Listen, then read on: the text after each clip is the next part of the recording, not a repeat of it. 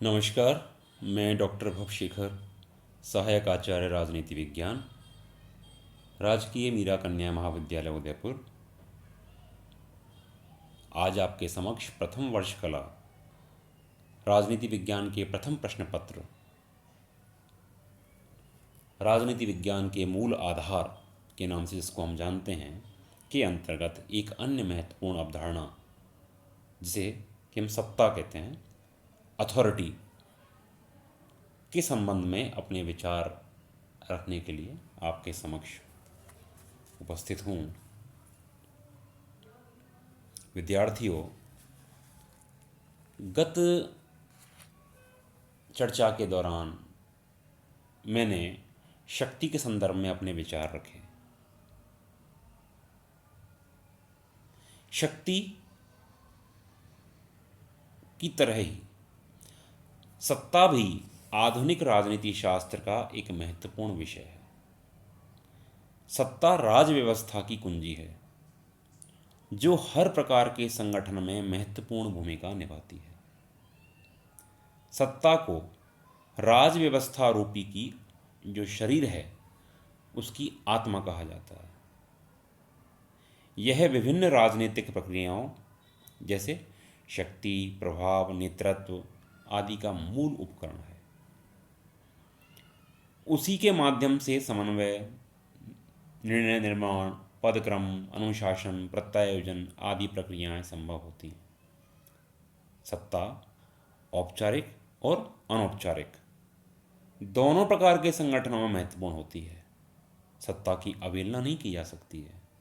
इसके बावजूद सत्ता के संबंध में अनेक विचारधाराएं हैं। कुछ विद्वान इसको व्यवहार का एक सेट मानते हैं, तो जो दूसरे विद्वान हैं वो परिस्थितियां विशेष जिसमें व्यवहार प्रकट होता है ऐसे रूप में मानते हैं।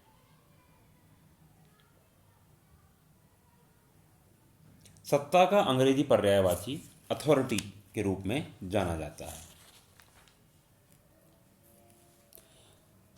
जब हम सत्ता के अभिप्राय के संदर्भ में बात करते हैं तो हमें ज्ञात होता है कि सत्ता से अभिप्राय किसी व्यक्ति, संस्था के आदेश और निर्णय की ऐसी क्षमता है जिसके माध्यम से वह अपने आदेशों की अनुपालना करा सकती है एवं इसके साथ जन सहमति अर्थात जनता की सहमति जुड़ी हुई होती है। अर्थात जब एक व्यक्ति या संस्था अपने आदेश को अधिकार के रूप में परिवर्तित कर दे और जनता से वह अपने आदेश को उनके कर्तव्य के रूप में पालन करवाए तो ऐसी क्षमता सत्ता कहलाती है। एक विद्वान हुए हैं वायरस्टेड। वे कहते हैं कि सत्ता शक्ति का संस्थात्मक प्रयोग है। सत्ता जो है वो शक्ति का संस्थात्मक प्रयोग है। दूसरे विद्वान हुए हेनरी फेयोल।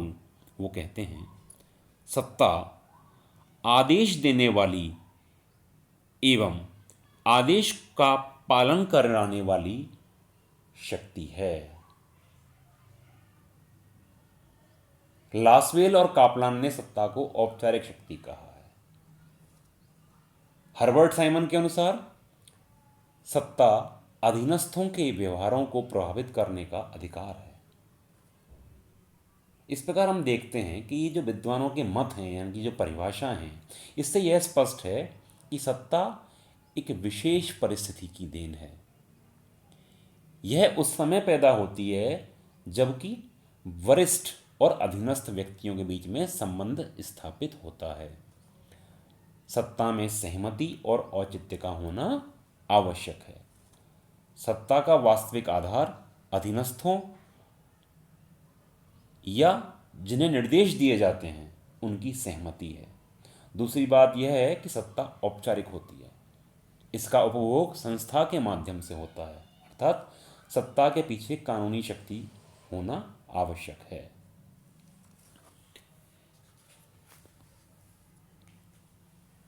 तो इस प्रकार से सत्ता के संदर्भ में जो विभिन्न विद्वानों ने मत दिया, यदि साधारण शब्दों में कहें तो हम कह सकते हैं कि जब शक्ति के साथ जनता की सहमति जुड़ जाती है तो शक्ति सत्ता के अंतर्गत परिवर्तित हो जाती है। अब हम बात करते हैं सत्ता के प्रकार के संदर्भ में। विभिन्न विद्वानों ने सत्ता के प्रकारों को वर्णित किया है, लेकिन सत्ता के प्रकारों को सर्वप्रथम मैक्स वेबर नाम के विद्वान ने 1922 में समझाया, जिसमें कि वे सत्ता के 3 प्रकार बतलाते हैं, जिन्हें हम कुछ बिंदुओं के अंतर्गत समझ सकते हैं। पहला प्रकार बताया परंपरागत सत्ता। यह सत्ता का ऐसा स्वरूप है जिसमें शासन की शक्ति वंशानुक्रम के आधार पर प्राप्त होती है। इस प्रकार की शासन व्यवस्था हमें मूल रूप से 2 रूपों में देखने को मिलती है। पहला है राजतंत्र और दूसरा है वृद्धतंत्र। राजतंत्र की जो व्यवस्था है, इसमें एक निश्चित परंपरा के आधार पर राजा और उसके पुत्र ही शासन सत्ता को अपने हाथों में रखते हैं, जबकि वृद्धतंत्र के अंतर्गत सत्ता बुजुर्ग व्यक्तियों के हाथों में रहती है, जो कि आम रूप से परिवारों में देखने को मिलता है। सत्ता का दूसरा जो प्रकार है या रूप है वह है करिश्मात्मक सत्ता या करिश्माई सत्ता। यह सत्ता का ऐसा प्रकार है जिसमें एक व्यक्ति अपने व्यक्तित्व के आधार पर शासन की शक्ति को अपने इर्द गिर्द केंद्रित कर लेता है, जैसे महात्मा गांधी, हिटलर आदि लोगों ने जो शासन सत्ता थी उसको अपने व्यक्तित्व के आधार पर केंद्रित कर लिया। तीसरा जो प्रकार है वह है कानूनी या वैधानिक सत्ता। यह सत्ता का ऐसा प्रकार है जिसमें कि शासन की शक्ति किसी व्यक्ति या संस्था को एक निश्चित नियम एवं प्रक्रिया के माध्यम से निश्चित पदावधि के लिए प्राप्त होती है। अर्थात यह शासन का ऐसा स्वरूप है जिसमें कि कुर्सी को सलाम किया जाता है। नौकरशाही इसका उदाहरण है, ब्यूरोक्रेसी। जब हम सत्ता की प्रकृति की बात करें तो सत्ता की प्रकृति के संदर्भ में एक प्रोफेसर बीच हुए हैं। प्रोफेसर बीच के अनुसार सत्ता की प्रकृति को हम 2 प्रकार से या 2 सिद्धांतों के आधार पर समझ सकते हैं। उन्होंने पहला सिद्धांत जो बताया वह है औपचारिक सत्ता सिद्धांत। इस सिद्धांत के अनुसार सत्ता उच्च अधिकारी की ओर से निम्न अधिकारी की ओर संचालित होती है। अर्थात यह शासन का ऐसा औपचारिक ढांचा है जिसमें अधीनस्थ कर्मचारी अपने उच्च अधिकारी के निर्देश को स्वीकार करता है, चाहे उच्च अधिकारी अधीनस्थ की तुलना में बुद्धिहीन ही क्यों ना हो। ये बात महत्वपूर्ण है यहाँ पर। दूसरा सिद्धांत है स्वीकृति का सिद्धांत। इस सिद्धांत के अनुसार सत्ता का स्वरूप तो बाह्य रूप से कानूनी होता है, अर्थात ऊपर से देखने में तो यह औपचारिक प्रतीत होता है, किंतु इस स्वरूप में अधीनस्थ अधिकारी उच्च अधिकारी के आदेश को स्वयं स्वीकृति देकर पालन कराता है। ये एक महत्वपूर्ण बात है। तो ये 2 सिद्धांत प्रोफेसर बीच ने प्रस्तुत किया। अब हम बात करते हैं सत्ता की सीमाओं के बारे में, लिमिटेशंस के बारे में।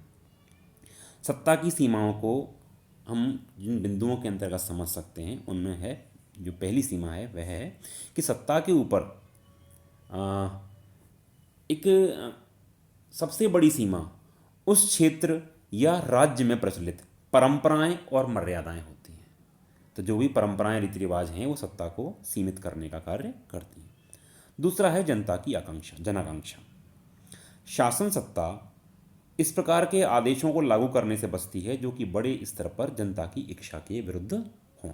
तो जनाकांक्षा निश्चित रूप से सत्ता की सीमा है। तीसरा है संवैधानिक शक्ति। तो किसी राज्य के संविधान के द्वारा भी शासन की शक्ति के ऊपर कुछ बंधन आरोपित किए जाते हैं।